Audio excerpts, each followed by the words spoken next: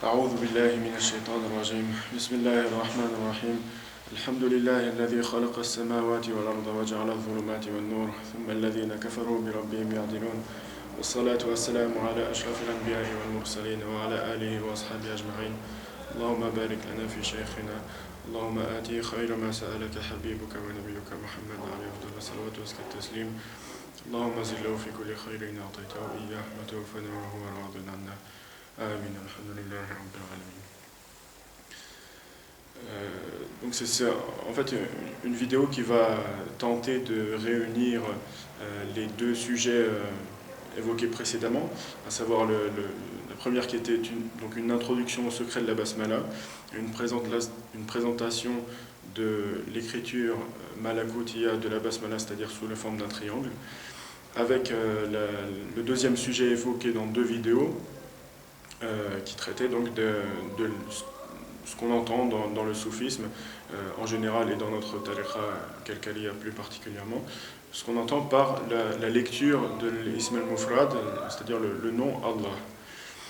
Donc on avait vu dans ces deux vidéos que l'aspirant, le mourid, débutait son cheminement, c'est-à-dire son suluk, dans son entrée dans la ma'rifa, dans la connaissance par Allah subhanahu wa ta'ala, donc en passant par la porte d'entrée, qui se trouve être en l'occurrence la lettre Ha de Huwa, puis qu'il passait à la lecture de la lettre Lam de Lahu, puis à la première lettre Lam de Lillah, et une fois qu'il devenait Lillah, il se trouvait donc confronté à cet espace qui paraît vide mais qui ne l'est pas, et qui le sépare du alif du tawhid.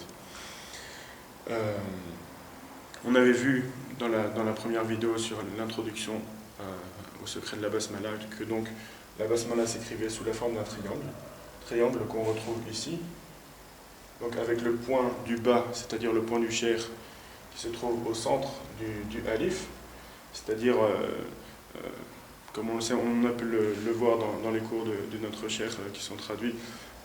Donc la partie du milieu central du alif correspond à maqam de l'wilaya, en dessous maqam al-nubuwa, et ici maqam al-risala. Donc le point du bas, c'est le point du cheikh. Ensuite le point du noun qui se trouve ici, qui correspond au point du mourid. Ce point du noun qui est amené à se diviser en deux. D'un côté ilm al-awwalin et ilm al-akhirin, et qui donne donc les deux points du nom ar-rahim, de bismillah ar-rahman ar-rahim, et ces deux points qui se retrouvent là. Et on avait vu donc que le but du mourid, c'était de rechercher le retour de l'un de ces deux points à son origine, c'est-à-dire au point du bas du cheikh. Voilà. Donc malheureusement on n'a pas de couleur, mais si on en avait eu, il aurait fallu dessiner ce triangle relouis correspondant au triangle de la basmala de couleur verte, par rapport à la symbolique des couleurs en fait. Donc, dans la science des couleurs, on sait que chaque couleur correspond à un nom d'Allah subhanahu wa ta'ala particulier. Et en l'occurrence donc le vert, qui serait ici, est associé au nom d'Allah al-Nafi', c'est-à-dire celui qui pourvoit en bien.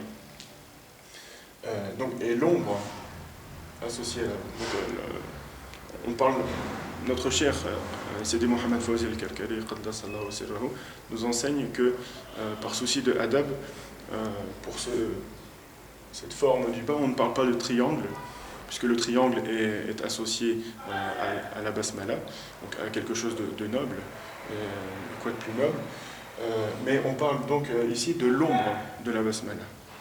Donc cette forme du bas, indiquant vers le bas, serait à dessiner de couleur rouge. Couleur rouge, pourquoi? Parce que le rouge est associé au nom d'Allah subhanahu wa ta'ala, Ad-Dar, celui qui pourvoit en mal. Donc voilà, le triangle de la basmala, avec l'ombre de la basmala, et l'ombre d'un objet, comme on le sait de manière physique. L'ombre d'un objet, c'est une chose qui n'existe pas, qui n'a pas de consistance, qui n'est pas physique, qui n'a pas d'existence par elle-même à proprement parler. Et donc de même pour ce triangle, qui est le triangle de la nafs soufliya, qui donc est associée à Iblis et qui n'a pas d'existence par elle-même.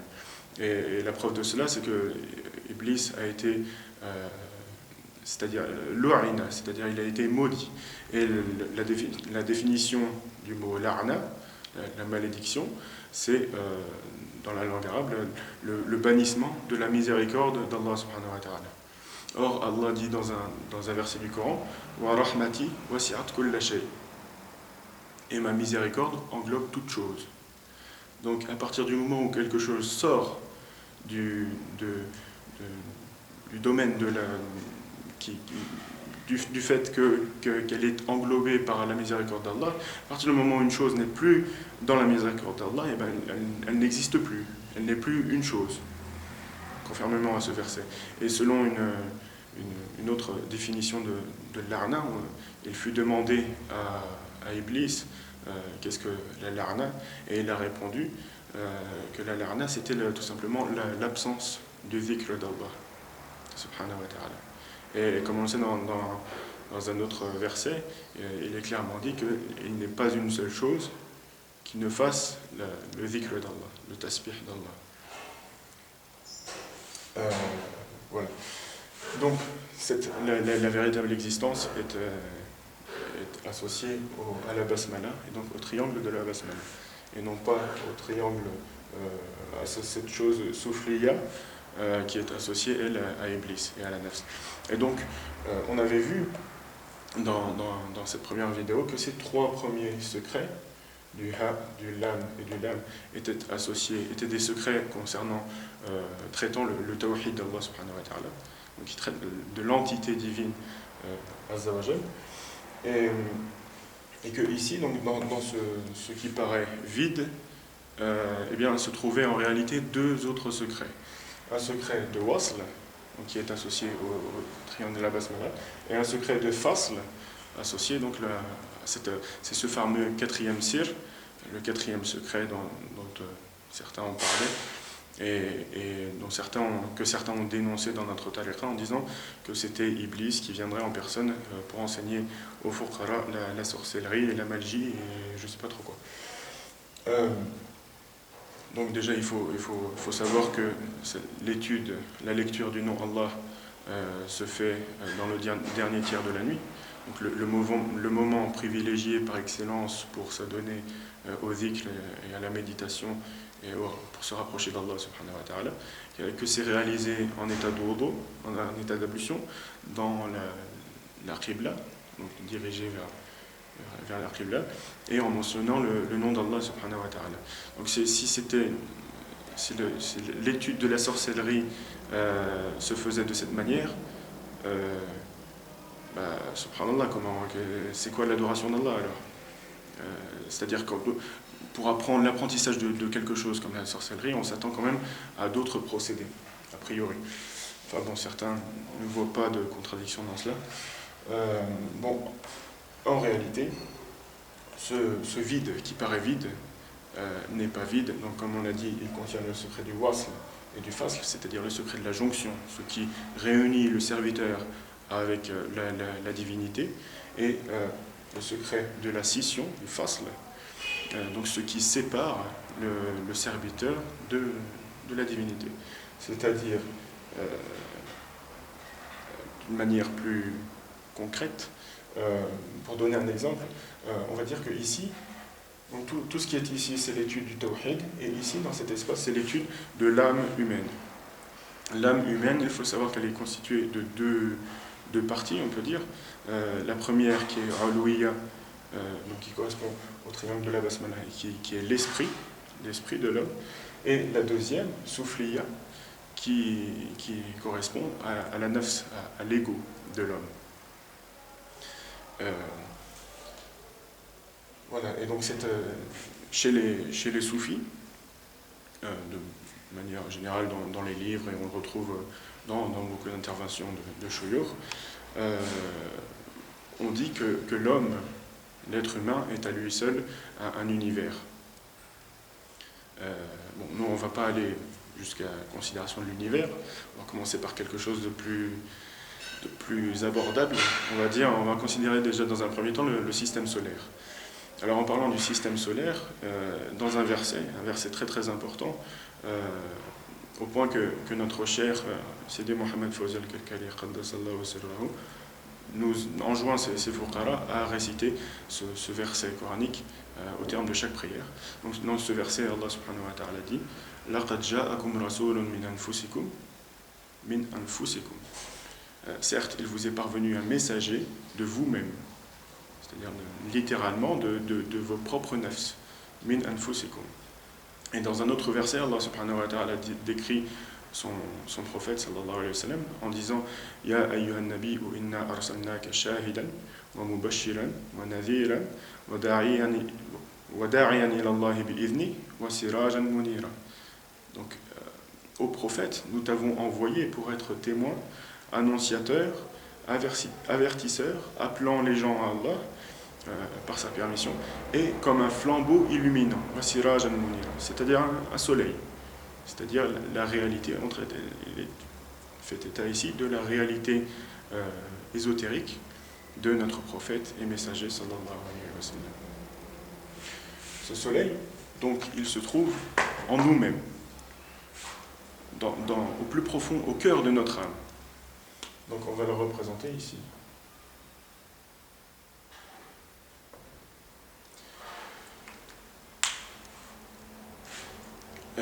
Et donc ceci est le système solaire avec donc le soleil au centre. Et dans le système solaire, ce qui nous intéresse, nous, en l'occurrence, c'est la Terre, puisqu'on y vit. La Terre, on va la dessiner ici, la représenter ici. La Terre qui est vivante grâce au soleil. On sait que s'il n'y avait pas le soleil, la vie serait impossible sur Terre. Et la vie est également peut être considérée dans son sens profond, c'est-à-dire qu'on peut ne pas considérer tout être qui marche, qui mange et qui va faire ses courses comme un être vivant. Et ça, c'est conformément au verset dans lequel Allah subhanahu wa ta'ala dit Awaman kana mayitan fa ahyaynahu wa ja'alna lahu nuran yamshi bihi fin nas. Donc est-ce que celui qui était mort et à qui nous avons rendu la vie, lui associant une lumière par laquelle ou avec laquelle il marche parmi les gens. Donc on voit bien dans ce verset que le passage de la mort, de l'état de mort à la vie, ici ce qui est évoqué, c'est pas la naissance ou autre chose, ou la résurrection, c'est bien le passage d'un état de ténèbres à la lumière. Et nous lui avons assigné une lumière avec laquelle il marche parmi les gens. Donc ce sont des gens qui vivent de manière apparente, c'est-à-dire qu'ils mangent, qu'ils boivent, qu'ils dorment, et qui vivent en plus de manière spirituelle, donc par la lumière d'Allah subhanahu wa ta'ala. C'est-à-dire ils sont croyants et croyants par la vision de cette lumière. Et donc leur corps à ce moment-là retrouve la vie véritable. Donc on va considérer ici que la Terre, cette Terre qui est vivante, elle est vivante parce que, c'est-à-dire une preuve, une indication du fait qu'elle est vivante, c'est qu'elle bouge, elle tourne. En l'occurrence, elle tourne donc autour du Soleil.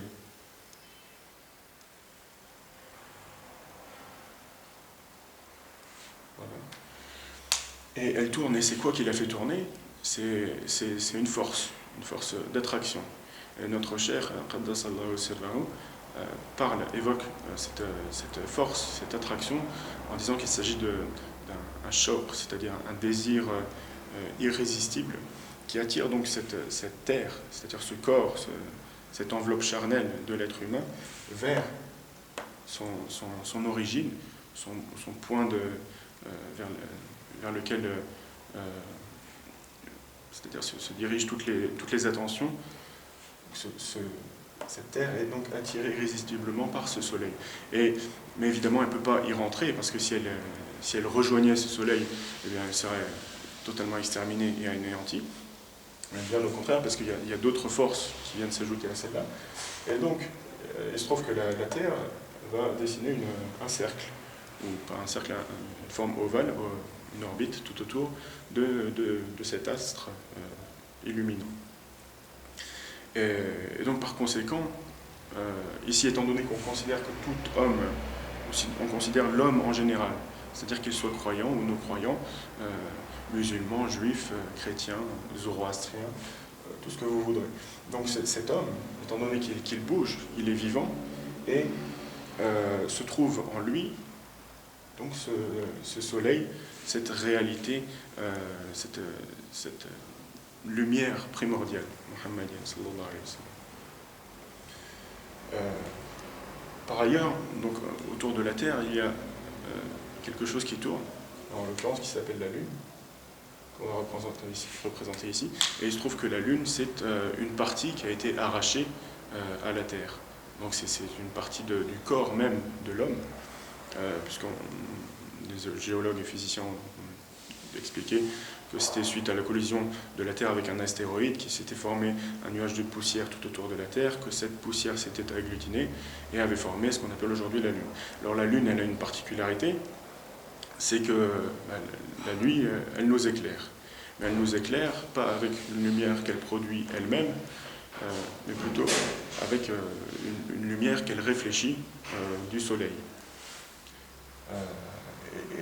Et dans un hadith, donc nous on va considérer que cette lune, ça correspond au cœur. C'est ce que nous enseigne notre cher. Et donc ce cœur illumine et reflète la lumière du soleil muhammadien, sallallahu alayhi wa sallam. Pourquoi le cœur? Il y est fait question dans un hadith dans lequel le prophète sallallahu alayhi wa sallam décrit les deux premiers groupes à rentrer au paradis. Et il décrit donc le premier de ces deux groupes en disant wujuhuhum, c'est-à-dire leur face, leur visage, kal qamari laylat al-badr, sont-elles la lune lors d'une nuit de pleine lune, c'est-à-dire une lune pleine. Donc une lune qui reflète la lumière d'un soleil interne muhammadien. Et donc pourquoi quand on parle ici de wujuhuhum, de leur face, il ne s'agit pas de la face avec les yeux, la bouche, le nez, etc., mais plutôt de la face de la réalité spirituelle, la réalité ésotérique de l'homme en tant qu'individu, c'est-à-dire son cœur, c'est-à-dire son état spirituel. Donc les premiers à rentrer au paradis, ce sont ceux dont les visages, wujuhuhum, c'est-à-dire les cœurs, sont semblables à la lune lorsqu'elle est pleine. Et parce que Allah subhanahu wa ta'ala, bien évidemment, ne regarde pas nos apparences, mais plutôt il regarde les intentions dans nos cœurs, dans les cœurs de ceux qui agissent, qui accomplissent ces actions.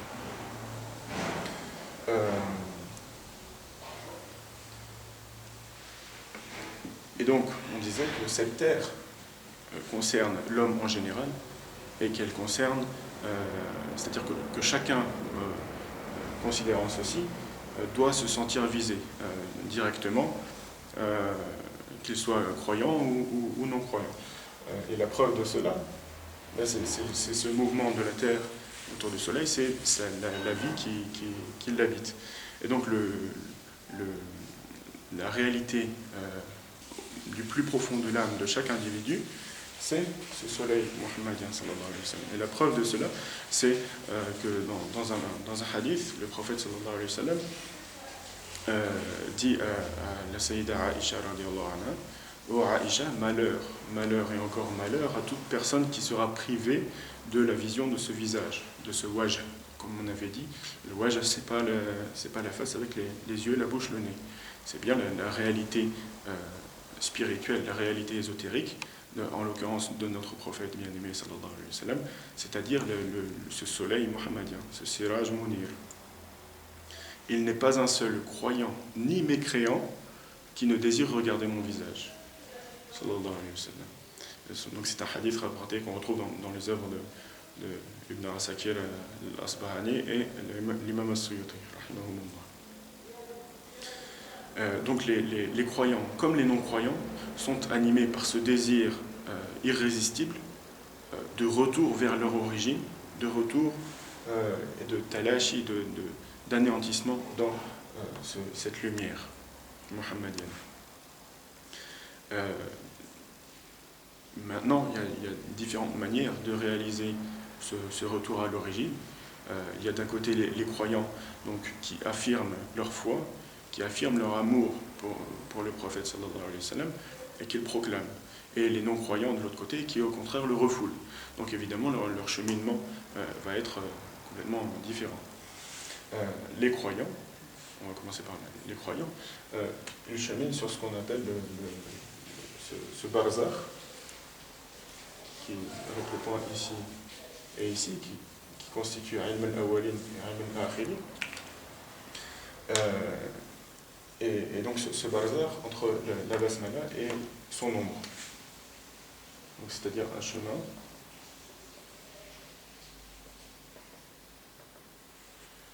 comme ceci, un chemin de lumière. Et c'est ce chemin de lumière qu'on appelle al-mahajjatul bayda. Pourquoi bayda? C'est-à-dire qu'on traduit par la voie blanche. Pourquoi blanche? Parce qu'elle est illuminée.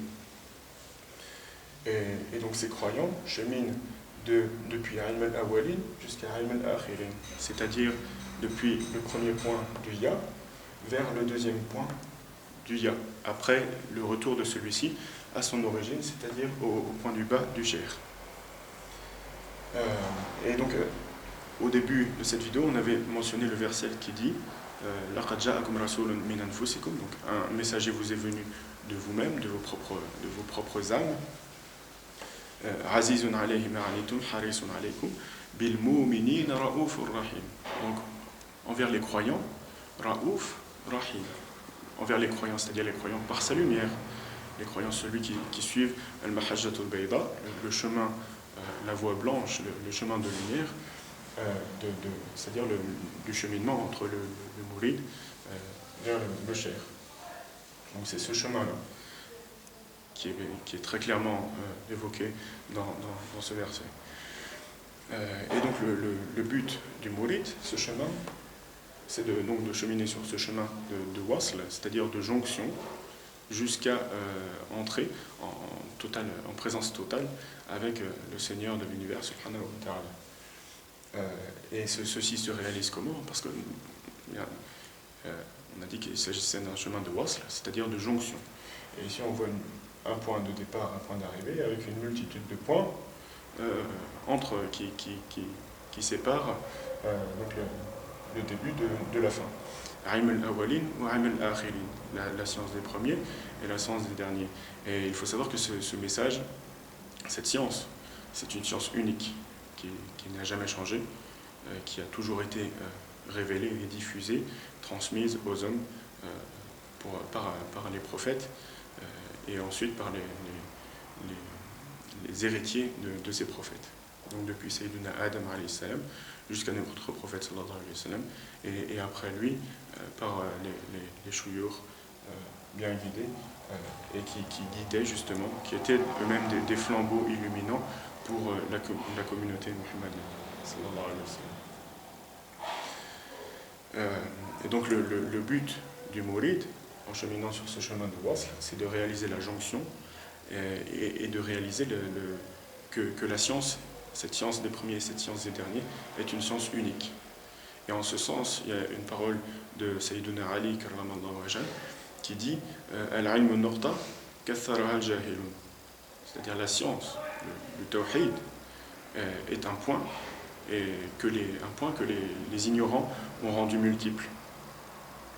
Donc la science véritable, c'est le tawhid, et c'est aucune autre science que le tawhid, puisque toutes les sciences ne sont que des émanations, des ramifications de ce tawhid.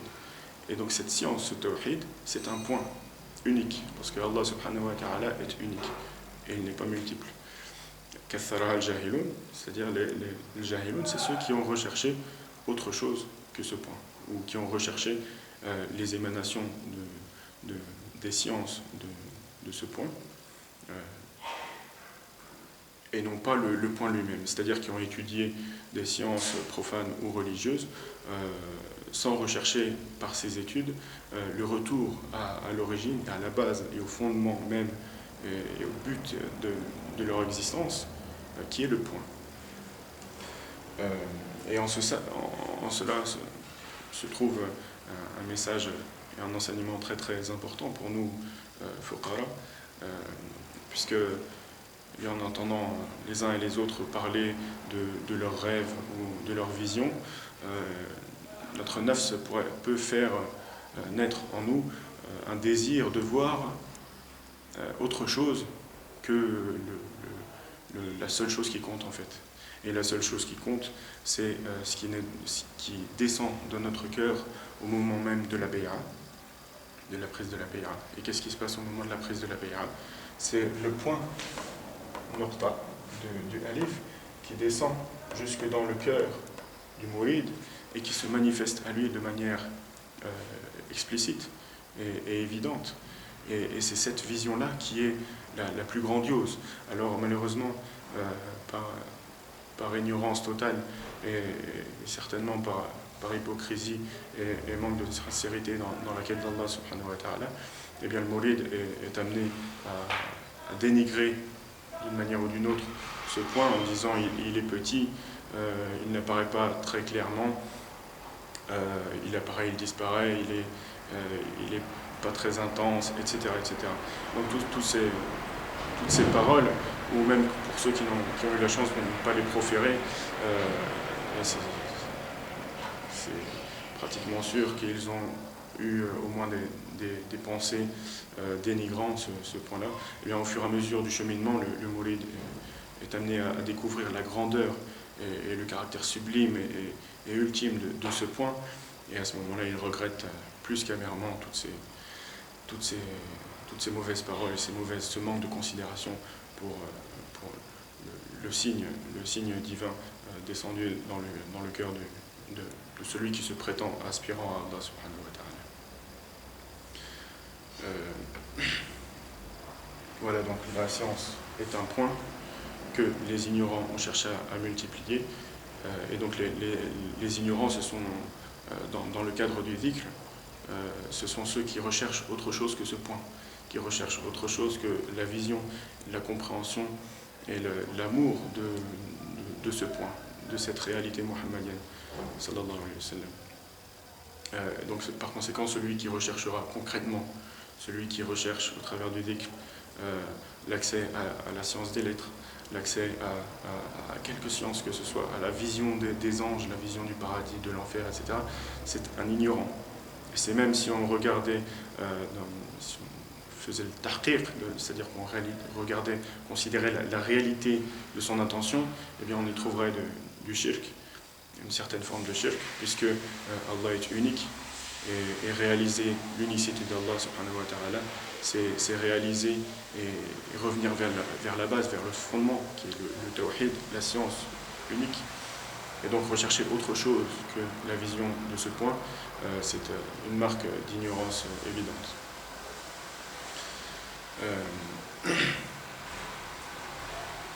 Voilà, donc ici on a représenté notre système solaire avec le chemin des croyants qui cheminent sur le chemin du wasl vers la jonction, donc vers la réalisation du tawhid, c'est-à-dire la compréhension des secrets que renferme ce point.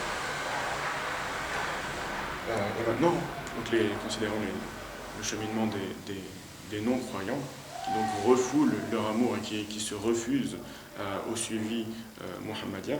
Et là, ce sont ceux qui cheminent sur le chemin de ce qu'on appelle le fasl, la scission.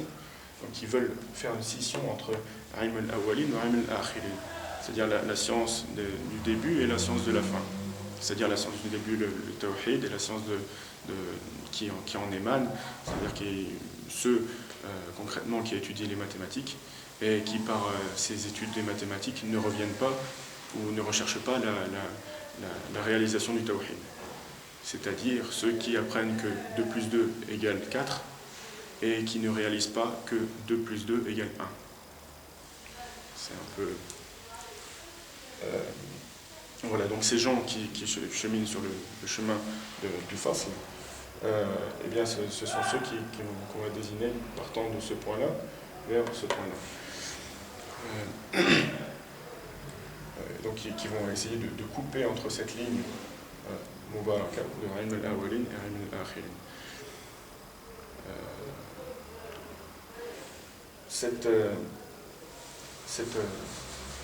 Ce chemin de jonction de wasl est un chemin de wasl. Pourquoi? Parce que c'est la réalisation de la ilaha illallah Muhammadur Rasulullah sallallahu alayhi wa sallam. C'est-à-dire la parole du tawhid, la réalisation du tawhid même. Et donc parce qu'ici on parle de considération du système solaire. Donc pour revenir à cette considération, on voit que l'orbite de la Terre circule comme ceci et passe par 4 points importants, 4 points phares au cours de cette année, de ces 365 jours, qui sont donc ici 2 équinoxes et ici 2 solstices. Les équinoxes, ce sont tout simplement les jours de l'année où la durée de la journée est égale à celle de la nuit. Et les solstices, c'est au contraire les périodes de l'année où le décalage entre la durée du jour et celle de la nuit est le plus grand. Donc les gens, les croyants, ce sont ceux qui cheminent sur le chemin du wasl. Et ce chemin qui est donc réuni les 2 équinoxes. Pourquoi les 2 équinoxes? Parce que donc la nuit, lorsqu'elle est égale au jour, ça fait une nuit de 12 heures, soit correspondant aux 12 lettres de la ilaha illallah, soit la parole de la haqiqa, qui correspond à la nuit, et qui est suivie du jour, donc de la sharia, et des 12 heures de ce jour de Muhammadur Rasulullah sallallahu alayhi wa sallam.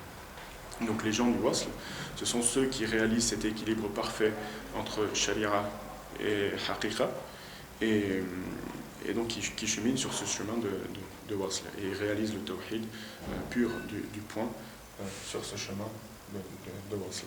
Quant aux non-croyants, ou plus généralement ceux qui cheminent sur le chemin du fasl, eh bien ce sont ceux qui n'ont pas réalisé cet équilibre parfait de la ilaha illallah Muhammadur Rasulullah sallallahu alayhi wa sallam, et qui sont donc dans un état de soit ils penchent plus vers la sharia, soit plus vers la haqiqa. Et comme le dit très clairement une parole très connue de l'imam Malik, que eh bien, celui qui choisit la haqiqa et délaisse la sharia est un zindiq, et celui qui ne suit que la sharia et délaisse la haqiqa, c'est un fasiq. Et quant à celui qui réunit les deux, eh bien celui-là, il est dans le chemin vers le vrai, c'est-à-dire le chemin vers la réalisation des sens profonds du point. On va s'en tenir à là pour l'instant. Nas'alullah an yu'allimana ma yanfa'una wa yanfa'ana bima 'allamana. Subhana rabbika rabbil 'izzati amma yasifun wa salamun 'ala al-mursalin walhamdulillahi rabbil 'alamin.